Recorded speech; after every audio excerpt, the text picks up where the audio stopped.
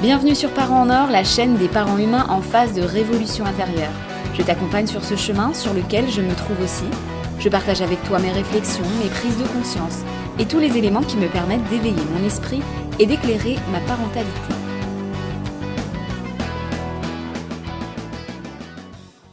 Salut, c'est Sandra, on se retrouve pour l'épisode de la semaine dans lequel on va parler de parentalité. Aujourd'hui, on va ranger un peu, on va éclaircir, on va s'aérer un peu l'esprit. Je propose donc de replacer un peu certaines choses, de redonner un sens à tout ce bazar et donc de le ranger avec un peu de logique. La mienne en tout cas, je te partage mon ménage à moi. On va mettre les points sur les i, les barres sur les t pour se reposer un peu l'esprit. Si tu m'écoutes, c'est que tu es probablement parent ou que tu vas le devenir, et si tu m'écoutes, probablement que tu es dans une démarche particulière, que tu cherches à remettre en cause tes croyances anciennes, à faire mieux, à respecter ton enfant dans son entièreté, à le considérer avec autant de valeur qu'un adulte, bref, tu cherches à être parfait, ou pas loin. Alors il y a les livres, les vidéos, les podcasts, les blogs, les sites, les coachs, les ateliers, les formations, les émissions, les groupes Facebook, et dans chacun de ces lieux, il y a les outils, les astuces, les recettes, les approches, les informations, les faits, les réalités, les méthodes miracles, les trucs, les techniques, etc. Tu peux lire tout ça, écouter tout ça, regarder tout ça, t'en abreuver au point d'en être saoulé et de tourner de l'œil. Il y en a partout, t'en vois probablement partout, t'es sollicité partout. Et dans toutes ces sources, tu vas comprendre que dire ça à son enfant, c'est pas bon pour son développement, que faire comme ça, c'est pas bon, qu'il faudrait faire comme ça, etc. Tu apprendras des tas de données sur le développement cérébral de l'enfant, tu apprendras que crier sur ton enfant, le punir, le taper, le rabaisser, l'étiqueter et plus encore, tout ça c'est néfaste pour son bon développement. Peut-être que en gros, et selon l'éducation que tu auras reçue, tu vas apprendre qu'en fait, toute l'éducation que tu as reçue, et que tu croyais être bonne au départ, et bien qu'en fait tout est mauvais, tout est à détruire et qu'il faut faire entièrement différemment. Et là, on peut en arriver à se dire mais je suis une horreur en fait, je suis un parent horrible, je fais pas ce qu'il faut, je suis à côté de la plaque. On peut dire aussi que c'est beaucoup trop dur en fait, c'est trop contraignant.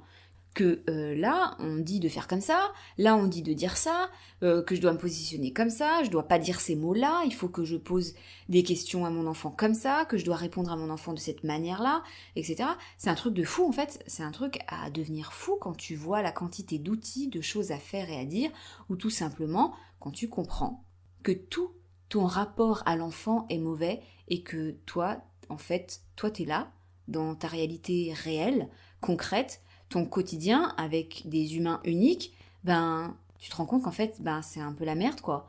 Parce que oui, entre la théorie parfaite et le quotidien, il y a parfois un univers entier qui les sépare.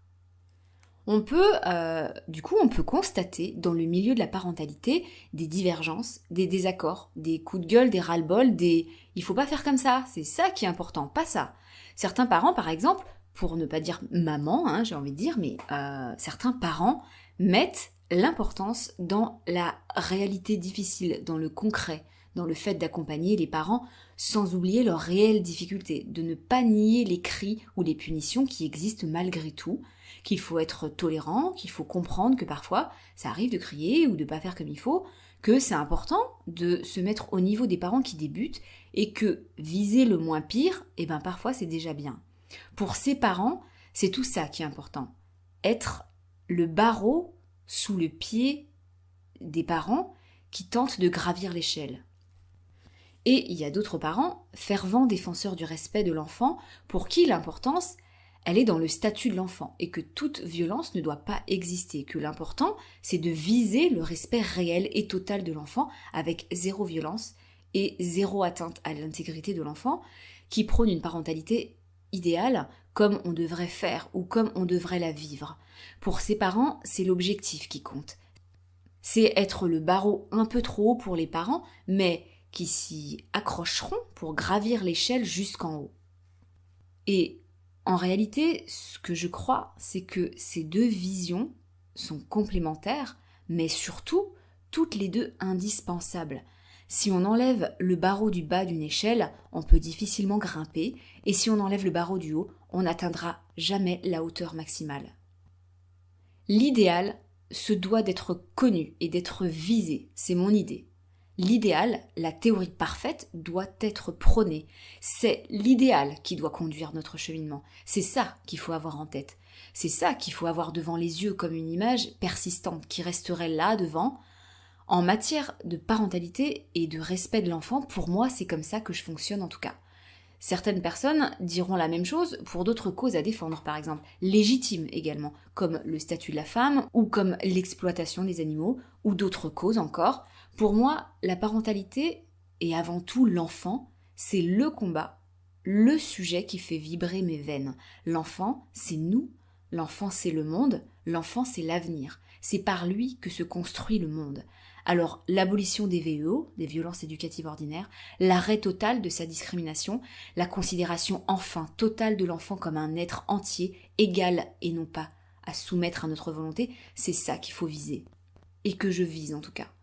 Quand on veut entrer dans une parentalité comme je la décris, c'est primordial, selon moi, indispensable et inévitable de connaître l'idéal, de comprendre tous les enjeux et d'avoir ça en tête pour qu'un déclic, un changement de posture puisse se produire.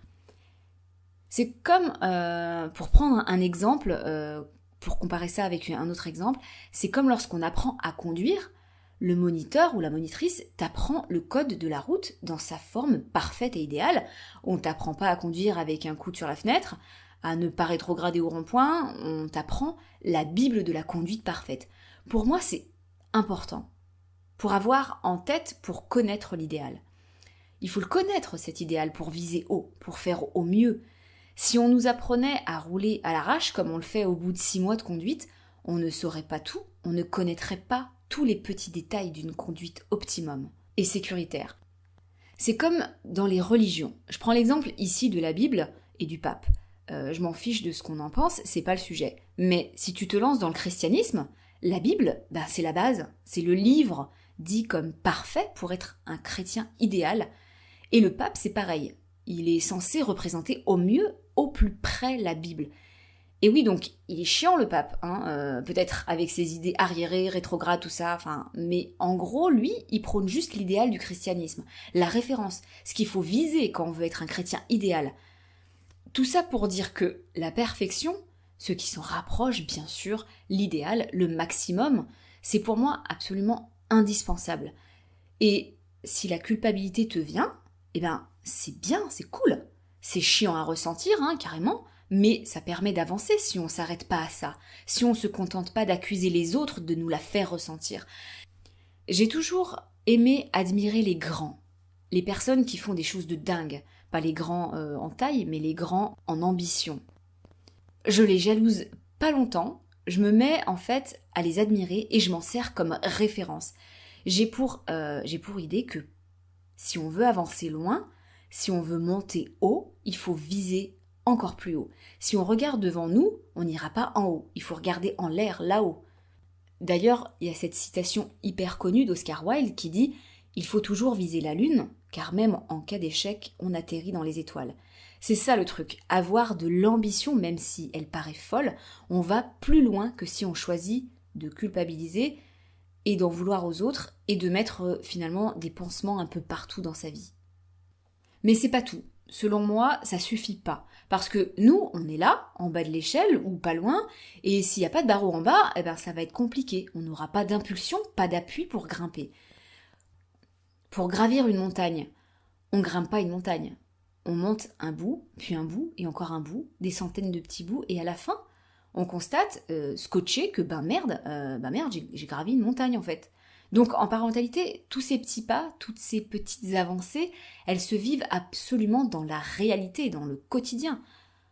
Entre les piles de linge, le caca que le petit il veut pas qu'on lui essuie, et les soucis scolaires du plus grand, et les moisissures dans la salle de bain qu'on n'arrive pas à enlever, la réalité, en fait, c'est tout ça. Et la réalité, si on l'ignore, si on la rend taboue, si on la nie, ça la rend douloureuse et figée. Dire juste « non, il faut pas punir », dire juste « non, il faut pas de violence sur l'enfant », ça, malheureusement, dans le concret des parents, dans le concret de leur cheminement, et selon le stade auquel ils sont dans leur tête, ça aide pas à les faire avancer. Je crois en tout cas que ça n'aide pas beaucoup de parents. Peu sans doute. La plupart des parents, des mères essentiellement, s'arrêtent devant l'intimidante perfection, se disant qu'elles n'y arriveront pas, qu'elles sont dans la loose en fait, et que c'est impossible pour elles. Elles ont besoin d'avancer de là où elles sont, là, à cet endroit, à ce moment-là de leur vie, qu'on leur donne le premier barreau de l'échelle, pour se concentrer sur lui uniquement. Ok, là, je m'occupe de ça. Ça, je peux le faire. Ça, c'est à ma portée. Le reste, je m'en occupe pas encore. Les prochains barreaux, ils sont pas encore devant moi. Bien sûr, l'idéal, je ne l'oublie pas. Il est la motivation de cette ascension, et quand je faiblis, quand je me démotive par exemple, je me rappelle pourquoi je fais tout ça. Mes enfants, le respect de leur intégrité, tout ça. Ça va dépendre évidemment de chaque parent, ce cheminement. Pourquoi pas peut-être que certains, rien qu'en s'informant sur l'idéal, le vrai respect de l'enfant, sur le changement total de paradigme qu'ils doivent effectuer, peut-être qu'ils auront un déclic de dingue, un bouton inconscient là qui se sera allumé dans leur tête et qui les fera changer complètement leur façon de se comporter avec leurs enfants. Parce que c'est de ça que ça parle dans le concret, c'est le comportement du parent, pas simplement ce qu'il pense consciemment du rôle respectueux du parent. Dans le quotidien, on galère sur nos comportements. Et donc, je suis pas sûre que les parents qui ont un déclic incroyable soient très nombreux. Je pense que c'est plutôt rare. Ce serait omettre les automatismes inconscients, les messages inscrits dans le cerveau des parents et tout ce qu'ils ne contrôlent pas malgré leur envie d'être totalement respectueux vis-à-vis de leur enfant. C'est long souvent. Souvent c'est long, très long. C'est rarement court, un nettoyage cérébral comme celui d'être un parent qui veut faire autrement. Donc, il ne devrait pas y avoir de tension entre la théorie parfaite et la réalité difficile. En vrai, ils vont ensemble. On ne peut pas nier l'un ou l'autre. On ne peut pas fermer les yeux sur la réalité du quotidien de parents qui cheminent. Ça n'aide pas, ça entretient un tabou, des non-dits, et les tabous, c'est pas bon, ça rend tout ça bien plus difficile à résoudre, parce qu'un parent qui ment, qui omet, qui cache, parce qu'il a honte de crier, par exemple, qui ne le dit pas, c'est un parent qui ne pourra pas être aidé.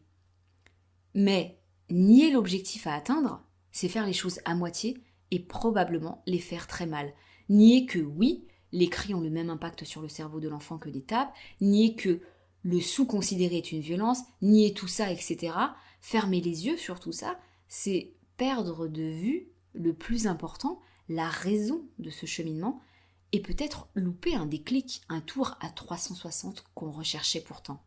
C'est ce que j'essaye de faire à travers cette chaîne de podcast et surtout dans mon cheminement personnel, essayer l'équilibre difficile entre ce que je prône, ce que je vise, qui est l'éradication des VEO sous toutes leurs formes, mais aussi la prise en compte du concret, de la réalité et des difficultés qui sont bien là.